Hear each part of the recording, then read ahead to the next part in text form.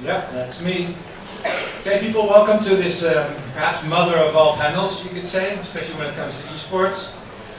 So today here we're celebrating the rise of esports, and more specifically the impact that it has and opportunities that it provides. I think everyone in this room, and hopefully everyone in this room will have something to take away and apply to their business.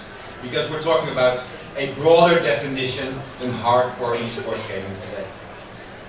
The structure for the coming 45 minutes is that I'm going to introduce you to the panelists so they can do it themselves, because they're all pretty good talkers, I must say. I've experienced that. After that, I have 5 minutes just showing some relationship between global trends and esports, and just sharing some thoughts on how big this whole movement is. Some data points there because I'm a data fetishist, so I can't help it. And then after that we have a couple of questions that'll guide us through hopefully the various aspects and glorious moments of esports now and in the future. So on the panel of this sport, and if you love visuals, I mean esports is tremendous. Just Google around on esports event images, and this is the stuff that you find, a colorful business. So who are key people in this business? It's not really me, although I do try to report on this trend. It's more about Twitch, who actually is not here at the moment, but rumors are going that somebody from the Twitch office is running over the streets now as their office is located very quickly, explaining the empty chair. First up, Craig Levine of ESL, Turtle Entertainment. I'll just go through the list and then you can do an introduction. Vincent Tucker, Logitech. James Brunke with the mysterious picture on the slide. NVIDIA. And last but not least, Matt Wolf of Coca. Matt, maybe to start with you. 60 seconds, a brief introduction, your relationship to esports and your angle. Thanks, Peter. My name is Matt Wolf. I'm Global Head of Gaming for Coca-Cola. I'm sure many of you have heard of Coca-Cola. And the reason why esports is such an interesting platform for us, really, is because, as Peter said, the amount of viewership and playership associated with it is pretty extraordinary. The audience is probably half filled up, and it's interesting because it's casual connect, and esports is pretty core actually still, so it doesn't surprise me really. But in terms of numbers, it's not. In terms of numbers, it's pretty mass. Talking about, and he's got the data, so I won't go into it. We're talking about the kind of numbers, the kind of viewership that for a certain gender and age split eclipses big events like the Super Bowl multifold. And as a big global brand like Coca-Cola, that's really interesting to us. So the trick for us is to authentically integrate our brand into that world and build value for players. And that's what we try to do, and so far so good. We did a deal with Riot Games for League of Legends, and we've had a really excellent time so far with them in 2014, and looking forward, we don't plan to go anywhere. We plan to just continue to focus and try to win as many hearts and minds as possible from the community. So that's it. Craig Levine from ESL. We are the world's largest independent esports organizer. We host online competitions, we fill stadiums, we produce the biggest events in the industry. So we did a recent event out in Frankfurt with Big Dota 2. We sold 23,000 tickets, fans, screaming Dota fans, beers, watching the games, enjoying the event, and celebrating sort of the world's best gamers is what we're all about. 1, 2. Hi folks, my name is James Gorky. I'm Director of Esports for NVIDIA Corporation. We're based in Santa Clara County, Santa Clara, California, and we build graphics chips for PCs. We're the market leader in this segment. We have over 300 million GeForce GTX users, active users in the world right now. And esports is important to us because esports fans and players are our best customers. So we do numerous kinds of activities around esports, whether it's hosting tournaments, sponsoring tournaments, working with players and teams directly. Looking forward to the talk today. Hi everyone, my name is Vincent Tucker and I'm the portfolio manager for Logitech. So I'm responsible for all the products, all the gaming products that Logitech makes. I was also the person that headed up both sponsorships of the League Championship Series a few years ago, as well as acquiring relationships with a number of esports teams, including TSM, Cloud9, the Alliance, and many others all around the world. Cool. Thanks, guys. First, a couple of thoughts to share with you on a general level. Oh, Kevin is gone from the slide, you can see. I was prepared for that. So, personally, from a company like Newzoo doing market research and helping our clients to understand trends, they expect us to come up with new thoughts about the market. And I think to put esports in a broader perspective is where the opportunity is for people like yourself. And I personally believe it ties all the trends going on in the global market together. And I'm going to show you how that works. First of all, I would like to celebrate with you the fact that I'm from the Netherlands. And we had the 3rd place in the World Cup for such a tiny little small country with less inhabitants than the LA area. And esports, a lot of people talk about prize money. You know, prize money is cool. So I looked up what our Dutch team earned with that 3rd place. So the FIFA gave them $23.5 million in prize money. And just a quiz question, does anybody know who that guy on the right hand side is? He's putting the ball in the net, just a hint. It's Wesley Sneijder. He scored the most important goal against Mexico. No, it doesn't ring a bell, does it? But that single guy, so he got exactly $1 million, because a team in soccer has 23 players. So $1 million a player is the size of the prize money. Then we go to last weekend. So the prize pool of about 11 million, of which 5 million goes to the winners. How many people are in the team? 5. So that's $1 million per player. So even on prize money, and Matt also talked about the reach pure in audience is comparable to those sports events, but the prize money now is as well. And if you do some calculation, $2.50 of the $10 that people put in every time they went for this compendium, 2.5 went to the prize pool. Where did the other 7.5 go? No, it actually went to the developers of the game. So the business model around the championship for a company, I think it is Valve, is about more than $20 million in revenue simply around the championship. It's not even spent in the game. People get virtual items. And it's an eye-opener that games are becoming entertainment brands with live events, with video streaming, and also earning money with their brand outside of the game, as people value it as entertainment. So esports could be the shiny ball in this, it's not really an epicenter, but say, what do you call this in English or in America? The ripple effect of a water drop or? Butterfly effect? Butterfly event? A butterfly effect, like... Oh yeah, butterfly effect, yeah, the butterfly effect. So this beautiful ball of water on the top is esports. And press love esports, it's so in your face and so physical. So people write about esports, pro gaming specifically.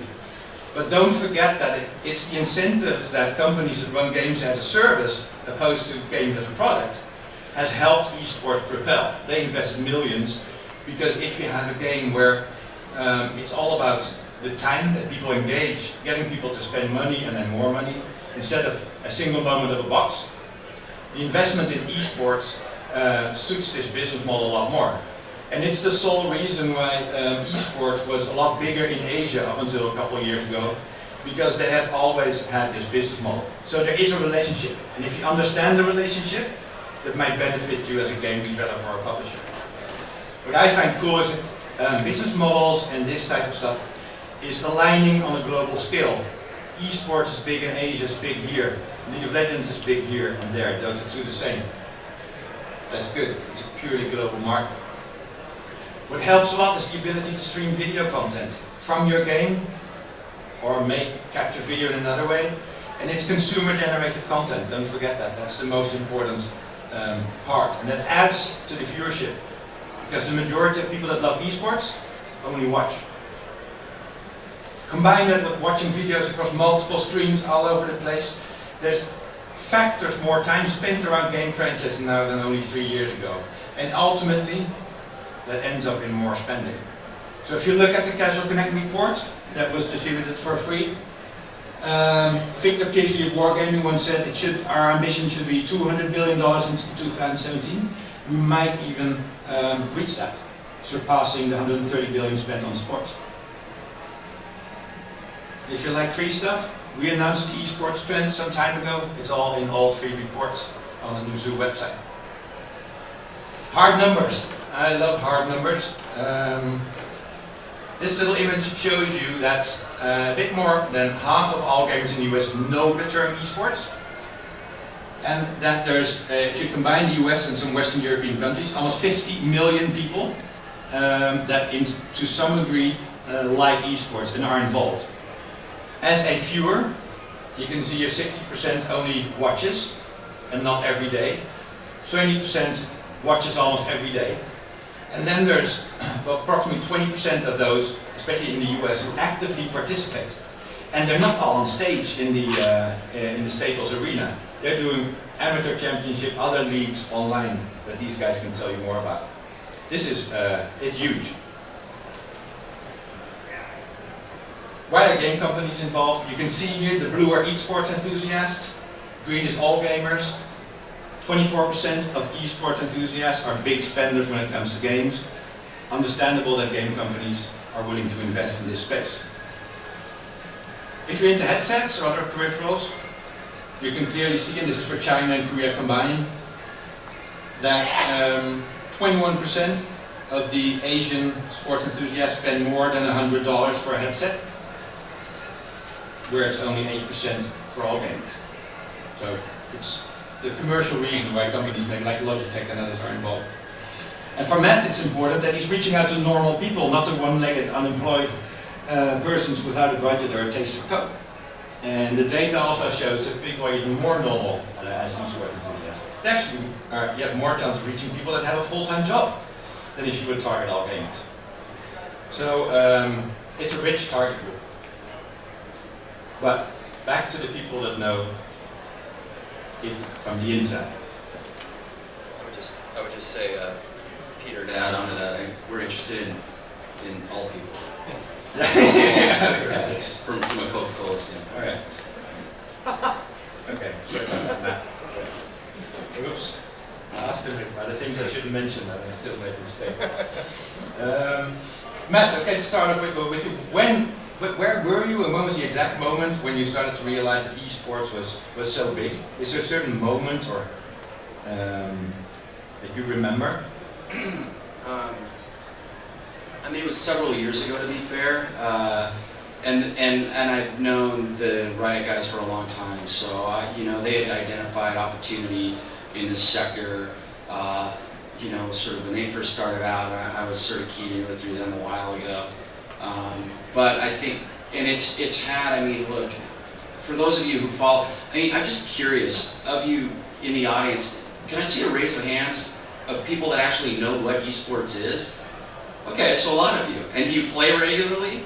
No? Few of you? How many of you view eSports? So we have almost more viewers in the audience than players, which is really interesting. Something that I think if Kevin from Twitch were here, he'd probably be talking about the amount of viewership and viewership consumption as it relates to broadcast, but not to derail the question. And I've known about it for a while. I really like it. I like it partly because yes, it reaches a demographic that is nearly impossible to reach any other way, but that's not the whole reason why. It's because the people that play these games are super passionate about what they do. They love the experience, and it's very, there's a lot of camaraderie and there's a lot of social around it. And if you can somehow figure out a way to reach them, it's a pretty amazing thing. So again, I've known about it for a while, but I think eSports has enjoyed a few false starts and stops, and I think now it's at a point where it really has taken form and shape thanks to games as a service and some of the other stuff Peter was talking about. Yeah. Well, James, how long have you been in the eSports business? Or take us back to your first esports experience and how it sort of has built up to where we are at now? I guess my first experience in competitive gaming would have been 100 years ago when I was at Atari. That's just early 90s. 1914. But in terms of since esports actually existed, in 2011, I was transitioning over to the GeForce GTX group from the video codec group. And we're looking at activations. I'm on the campaign team. And we had done LANs and other things, but we had never done an online tournament. So we said, let's do an online tournament. So we got together with the game station and put together the GeForce StarCraft 2 Pro-Am. And we planned it out with them. We worked with Husky and Day9, set them up as casters, and worked with Sivo on the back end and built a nice portal for the tournament. And came opening day for registration, and so we pumped an announcement a couple days ahead of that and flipped the switch on registration, and the servers got swarmed.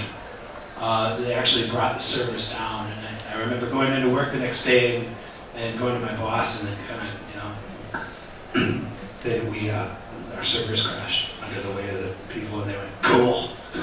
So I was like, so we end up running this tournament. We go through registration. It's a pro-am, so we had 72 invited invitational professional players, and we ended up with 9,300 amateur players. And it turns out that was the largest amateur tournament in the history of StarCraft.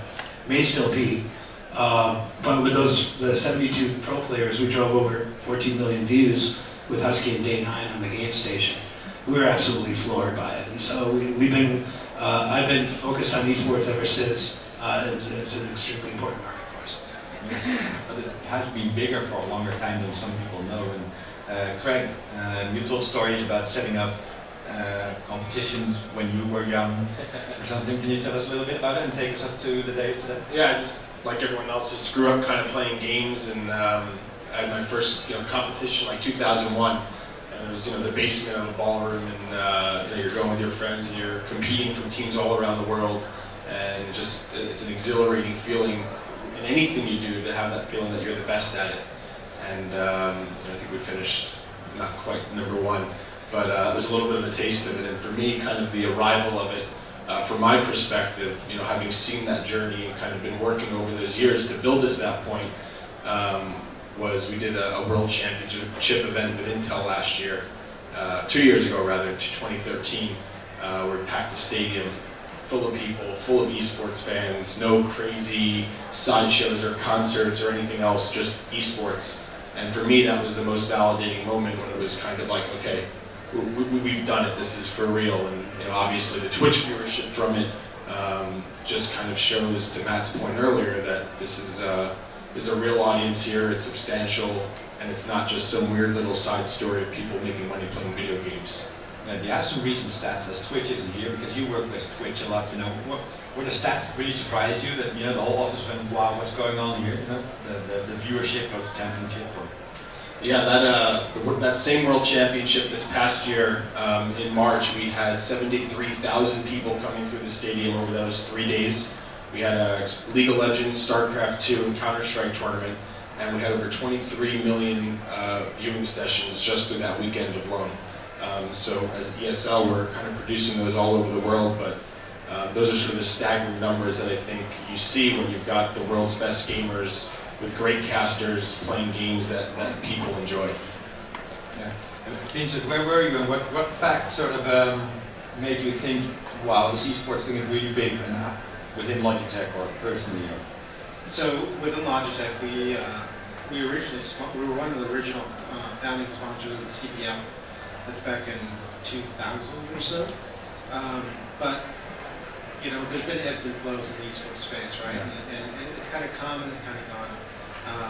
But like many of my colleagues here, I've played games since the beginning. I even probably 15 or 17 years ago, I went to a movie theater and we crafted a team together where we competed against a number of other teams where they had casters there, and it was an incredible experience. And we also didn't quite finish first, but we gave as good as we got for the most part. But for me, there's a couple of stories. There's the first story about esports starting to develop, and then there's the moment when I thought that it had elevated enough that it was getting news coverage more than just local coverage. Yeah. And for me, that was the League Championship Series when it was in Los Angeles. Yeah. It sold out the Staples Center inside of a day, and they had actual mass media coverage of that event, and that's when it, to me, really raised its level. It was the first time that I got called up by a USA Today journalist to explain what the hell was going on in the Staples Center. Yeah. It was a big moment.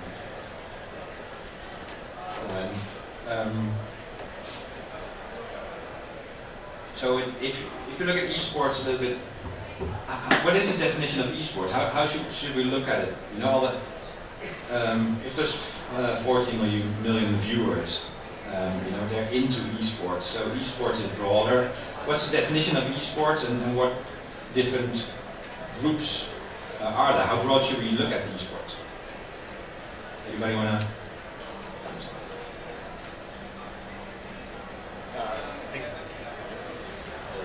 I think it's sort of different definitions within it. There's different segments, just as you would look at the gaming market. I think for esports, when you talk about sort of those professional gamers, the ones that get you glued to your computer or your mobile to watch them compete, it's a very small subset. It's sort of the world's best. But I think what's so unique about gaming and esports is that there's a broader competitive base beneath that.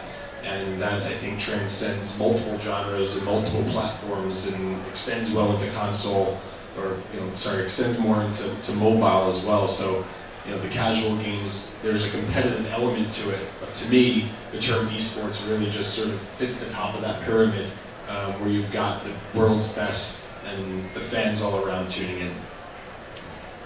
Yeah, the heroes. Does that play a role, that the sort of heroes that the gamers are becoming in for a company like yours, Matt? Yeah, it does. I mean, something really interesting about the aspirational nature and the aspirational story of somebody going from obscurity to the very top of the game. I mean, it's not just relegated to esports. I mean, that's sports. Yeah.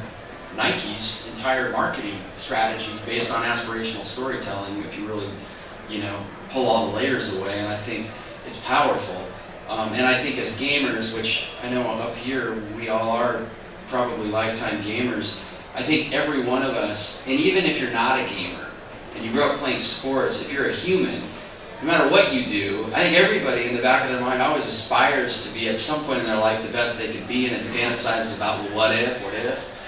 I mean, I think in this particular case, esports provides a modality for people, if they want to take gaming seriously, to go all the way. I know from a marketing and communication standpoint, I'm really interested in that. I mean, I think from a brand standpoint, our role is to really inspire and celebrate achievement. And so we're trying to do that throughout. I mean, as a brand, we do that for other sports as well, and I think there's no difference when we look at gaming. So I think the aspirational nature of it is very powerful, and it's very real in the sport. Yes, that's a big factor. In fact, Vincent, what levels of involvement of Logitech have you considered for esports? Because considering all the different layers and things that we can do, what are the different ways that you have gone into esports, and what has the impact been of the various activities?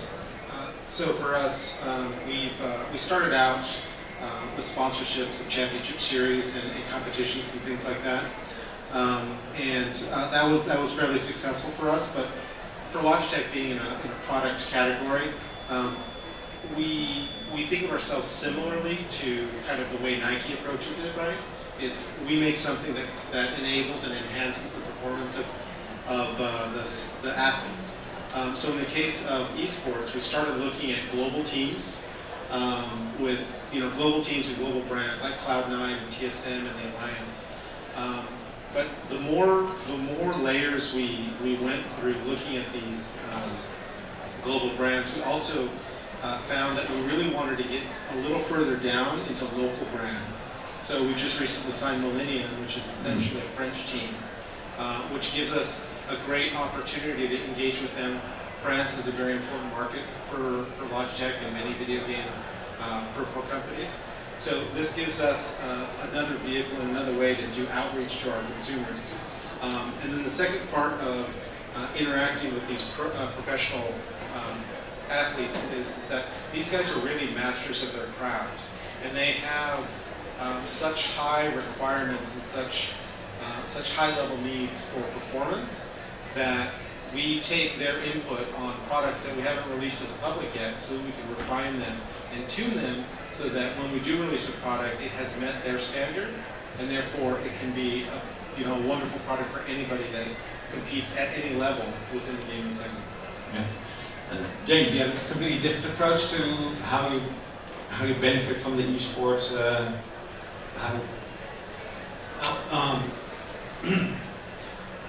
I agree with Matt on the aspirational side of things. I think there's competitive gaming to your definition. There's competitive gaming, and then there's esports. And esports, like Craig said, implies a professional side of things. But coming out of the music industry, I make an analogy between the amateur gamer and the amateur musician, is that they both drive to their jobs at Starbucks wishing someone would pay them to play, right? And so amateur esports gives people an opportunity to reach those aspirational goals and the recognition that they crave. And I think that's important to gamers, that they're a competitive group, and so for us, giving them a venue for them to reach for those aspirations is really important. I think that addresses your question. Mm-hmm. Yeah, that's perfect. I'm satisfied. Yeah, and then for you, Craig, sort of moving towards how this all impacts or provides opportunities for anyone making games or publishing games. If you're a smaller developer or a smaller title, nowadays using a video stream, you can set up leagues. In what ways can smaller game brands sort of ride on that wave that we're experiencing now? Yeah, I think Riot Games is actually a great example of that. They were an independent publisher, however many years ago, and I know us as a company, we kind of started working with them early, hosting just these online tournaments, and now they've, the player base has obviously exploded. They've developed a game that's perfect for esports, and it's filling stadiums. But if you look at it from the beginning and the journey that it takes, what's unique about gaming in general for anyone out there who has aspirations for their title to be that, is it all starts with a good game. It sounds cliche, but it really is that simple. You have a good game, you organize some competitions, people start competing, they start getting their friends to compete with them, and there's just sort of the human element of competition that Matt spoke to better, to kind of aspire and drive to be more. And I know for ESL as a company, we kind of pride ourselves of having that path to pro. So kind of graduating those levels as the game, and more importantly, the community kind of matures and grows with it. But creating those tournaments and putting it out on Twitch and getting viewers, and just socially and organically, it could grow with very little effort from there if it's you got the right magic. Yeah, so the tools out there that weren't there a couple of years ago that make it easier, and I think it's underestimated how much gamers like to share their stuff. Everybody knows that games video content was most popular on YouTube, rivaling music, and now it's exploding because you can stream it live, you can capture stuff, and I think that applies to maybe also to casual genres more than we might anticipate. And Matt, you're also moving into the casual esports arena. Can you tell a little bit about that? Yeah. Well, if you pull back from the definition of esports being just competitive play, and you start to look at it as a lot of people playing together, and then leaderboard coming out of that for prizing, let's say. Well, then almost any game can be theoretically an esport, and so one of the things that we're interested in as we look at how our brand or our portfolio of brands faces games is something like, for example, a partnership we recently put together over in Europe with a company called Ubisoft that has a great dance game called Just Dance, which for us is really important because Just Dance is this ultimate nexus of music and movement and play. And for Coca-Cola, we're interested in an active, healthy living approach, but gaming. And when you put all that together with something like Just Dance, there you have people dancing together, and they can dance together for a common goal, or they can dance together for leaderboarding or whatever. And so, if that combination of ingredients are shaken up properly, then it's possible that in a way that could become, theoretically some sort of e-sport, I suppose. But I wouldn't necessarily put that on top of our communication. But I think we'll see more and more kinds of games leaning into this space, because esports and that kind of play creates multiple touch points and connection points. You've got play, which when I saw a raise of hands, some of you did with esports, many of you didn't. When I asked about viewership, many more hands went up. And then there's also attendance. So you've got three kinds of consumption happening with this platform, which we've never really had before in gaming. And it creates a really broad and very unique and compelling platform for a lot of us up here. A lot of cottage industries come out of that. For a big brand like ours, we get sort of multiple ways to face it and multiple ways to bring value to the player and again celebrate. Anybody else want ideas about how these trends translate to other genres, other games, other the broader impact?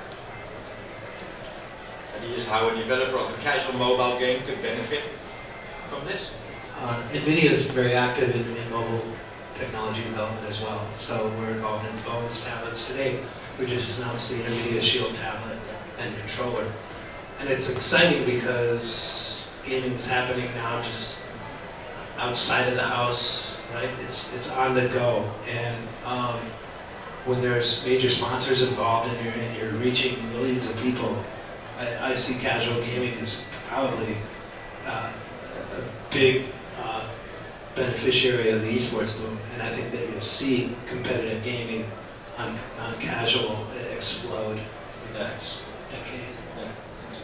Yeah, just one thing to add, I think also as you think of esports and these viewers or these players, it's broader. I mean, just up at the International, I love watching again, the highest Dota 2 or League of Legends, but you know what, when I'm on the airplane, I'm playing Candy Crush. And I've got 7 other games loaded on my iPad, so I think it's also not to forget that just because you're an esports fan or an advocate that you're not enjoying the other genres or platforms for gaming. Yeah, gamers are omnivores, right? I mean, absolutely. Yeah. Gamers play whatever game is the hot title, they play it on whatever the platform that supports it best. They'll play it, based on the location that they're in, the amount of time that they have. That's how a gamer interacts with the games that they do. And in regards to a mobile space in an esport game, I mean, I think Blizzard's Hearthstone is a great example. I mean, that thing has taken off like wildfire. I'm glad you said it. Somebody over here, this guy right here, held up his tablet, faces of Hearthstone. Hearthstone's a great example of something that's really got a super easy entry to it. It's super simple to understand, and it's got a pretty soft ramp. And I think more and more games like that will bring a very compelling a compulsion loop that is very difficult to put down but very easy to get into, and yet has that competitive model to it, will open up esports more and more. But as I think there are really, really amazing esports games that you are all aware of and we're talking about up here, but they're for more of a core player.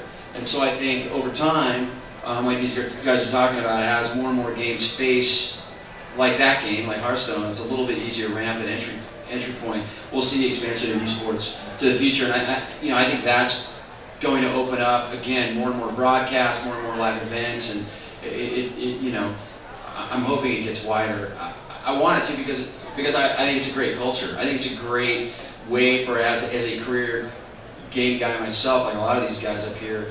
It's just another facet of our industry that feels fresh and I wouldn't say new. It's been around for over a decade, but it does. I mean, the rebirth of this thing does feel like we give ourselves another whole platform to explore and celebrate.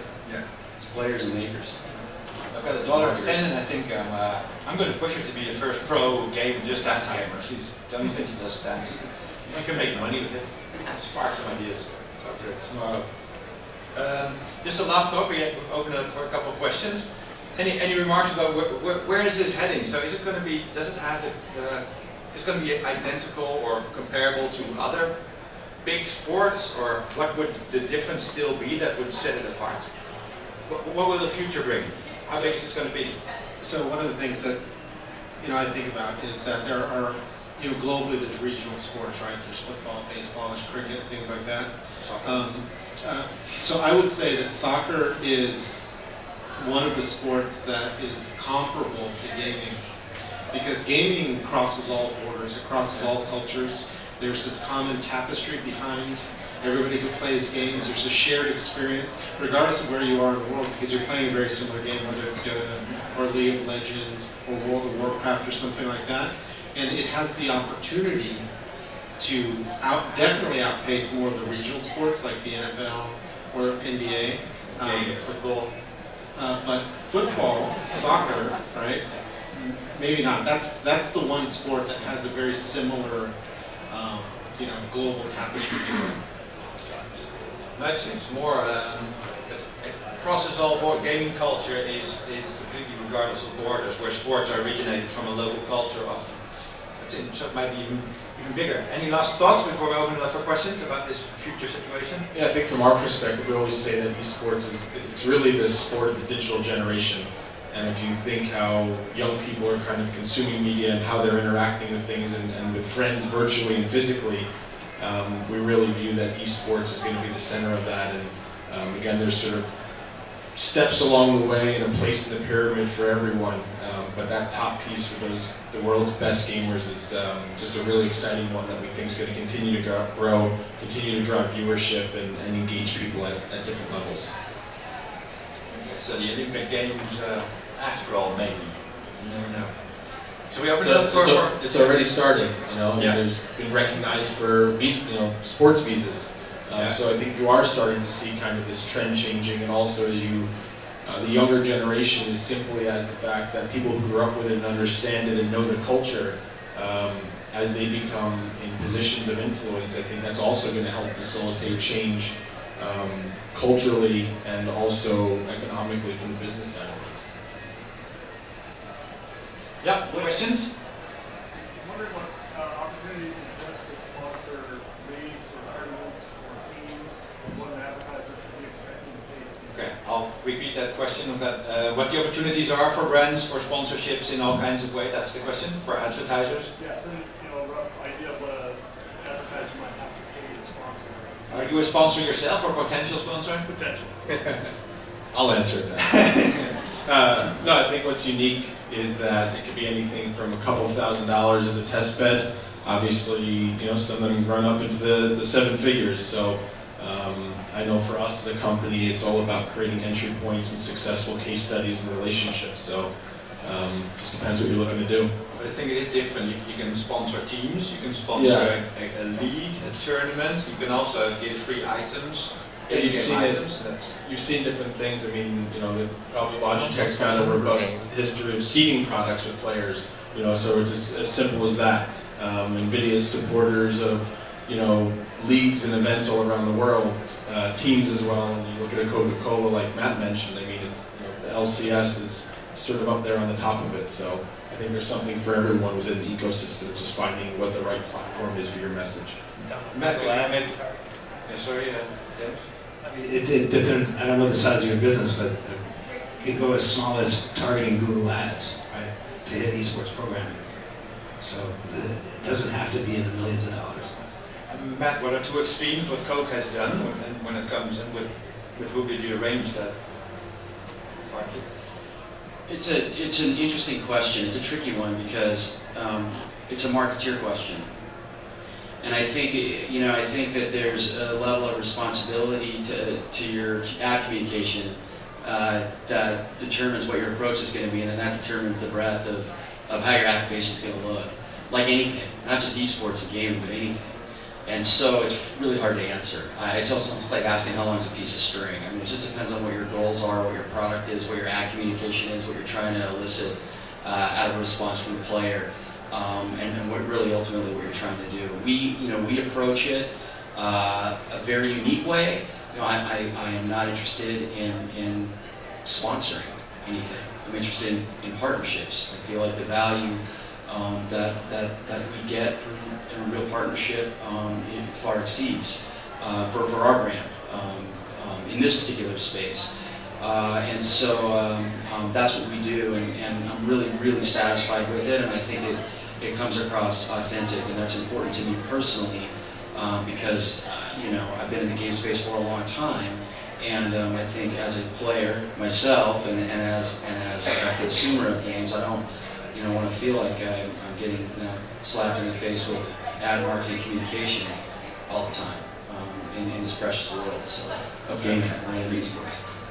I know company like Unilever sometimes just targets the Twitch channels because their audience is valuable, very simple, regular stuff. And I've seen other guys, the primary objective of the deal is to create branded content, because esports creates an enormous amount of cool content. So if your brand wants to have a lot of content to distribute, then that's also a way of doing it. Yeah, a question here?